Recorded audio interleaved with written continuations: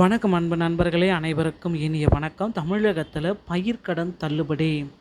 விவசாயிகளுக்கு முதல்வர் விஜய் அவர்கள் வெளியிட்ட அந்த குட் நியூஸ் என்ன? பயிர்க்கடன் தள்ளுபடியை குறித்த சில முக்கியமான அறிவிப்புகள் மற்றும் பயிர்க்கடன் தள்ளுபடி செய்ய அரசுக்கு பாமக தலைவர் ராமதாஸ் அவர்கள் கோரிக்கை வச்சுருக்காங்க. என்ன அப்படின்றது எல்லாமே வீடியோவின் வாயிலாக பார்க்கலாம். தமிழ்நாட்டில் கூட்டுறவு வங்கிகள் மூலம் கடந்த 25/5/2026 அன்று 50,000 வரை பயிர்க்கடன் பெற்ற சிறு மற்றும் குறு விவசாயிகளுக்கு முழுமையான தள்ளுபடி அப்படின்றத முதல்வர் விஜய் அவர்கள் வெளியிட்டார். மாநிலம் முழுவதும் இந்த திட்டத்தை மறுபரிசீலனை செய்யக்கோரி பெறப்பட்ட பல்வேறு கோரிக்கைகளை ஏற்று மாண்புமிகு முதல்வர் விஜய் அவர்கள் தலைமையில் 15/6/2026 அன்று தலைமை செயலகத்தில் உயர்மட்ட குழு ஆய்வு நடத்தப்பட்டது. விவசாயிகளின் நலனை கருத்தில் கொண்டு தற்பொழுது பயிர்க்கடன் தள்ளுபடி 75,000 வரம்பாக மாற்றப்பட்டிருக்கிறது. ஒரு குறிப்பிடத்தக்க ஒரு விஷயங்க.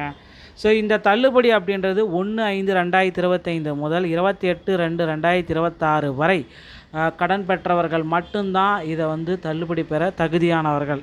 இவர்களுக்கு மட்டும்தான் 100% கடன் தொகை முழுமையாக தள்ளுபடி செய்யப்படும். அதே போல் 75,000க்கு மேலே கடன் பெற்ற விவசாயிகளுக்கு வெறும் 35,000 மட்டும்தான் சலுகை கிடைக்கும்.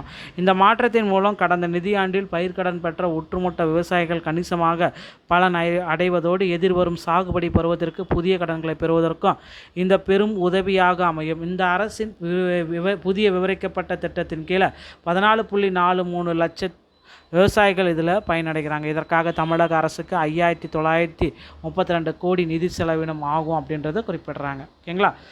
இப்போ பார்த்திங்கன்னா தாவேக தேர்தல் வாக்குறுதிகள் அளிக்கப்பட்டிருக்கவாறு சிறு மற்றும் குறு விவசாயிகள் பயிர்க்கடனை முழுமையாக தள்ளுபடி செய்ய வேண்டும் என பாமக தலைவர் அன்புமணி வலியுறுத்தியிருக்கிறார். இது குறித்து அவர் வெளியிட்டுள்ள சமூக வலைதள பதிவில் கூட்டுறவு வங்கிகளில் விவசாயிகள் வாங்கிய பயிர்க்கடன் முழுமையாக தள்ளுபடி செய்யப்படாததால் ஏற்பட்ட மன உளைச்சலை நாகை தலைஞாயிறை அடுத்த பிரிஞ்சிமூலை கிராமத்தை சேர்ந்த சோமசுந்தரம் என்ற விவசாயி உயிரிழந்தார் என்ற செய்தி அறிந்து அதிர்ச்சியும் வேதனை அடைந்தேன். சோமசுந்தரத்தை இழந்து வாழும் அவர்கள் குடும்பத்தினருக்கு ஆழ்ந்த இளங்கலை அனுபவத்தையும் தெரிவித்துக் கொள்கிறேன் அப்படின்னு சொன்னார்.